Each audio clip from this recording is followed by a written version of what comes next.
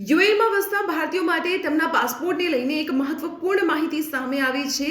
Dubai સ્થિત ભારતીય દૂતાવાસ દ્વારા જાણકારી આપવામાં આવી છે કે જીપીએસપી 2.0 અંતર્ગત હવે યુએઈમાં વસતા ભારતીયો ચીપવાળા ઈ પાસપોર્ટ માટે એપ્લાય કરી શકશે। હવે આ પાસપોર્ટ સામાન્ય પાસપોર્ટ કરતાં કેટલો અલગ છે, તેની ખાસિયતો શું છે તે આપને જણાવી દઉં તો આ પાસપોર્ટમાં પહેલાથી જ એમ્બેડેડ એક ચિપ હશે અને આ ચિપમાં પાસપોર્ટ ધારકની જે તમામ માહિતી છે તે ડિજિટલી સુરક્ષિત રહેશે। એટલે કે ઇમિગ્રેશન સેન્ટર પર વેરિફિકેશનની પ્રક્રિયા ખૂબ જ ઝડપી અને સરળ બની જશે।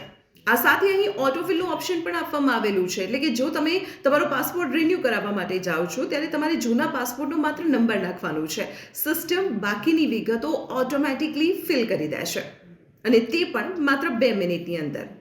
ઓનલાઈન ડોક્યુમેન્ટ અપલોડ કરવાની પણ અહીં સિસ્ટમ છે, એટલે કે પાસપોર્ટ ધારક પોતાનો જે ફોટો છે, સિગ્નેચર છે કે પછી અન્ય ડોક્યુમેન્ટ છે તેને પાસપોર્ટ સેવા પોર્ટલ પર ઓનલાઈન જાતે જ અપલોડ કરી શકશે।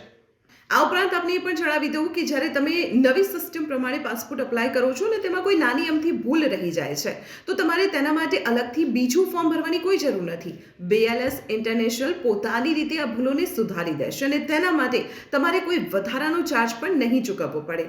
હવે નવા પાસપોર્ટના રંગરૂપ પર એક નજર કરી લઈએ તો નવા પાસપોર્ટમાં તમારો જે પાસપોર્ટ નંબર હશે તેમાં 2 અક્ષર અને બાકીના નંબર હશે। આ ઉપરાંત RFID જે સોનેરી રંગમાં તેનો સિમ્બોલ હશે।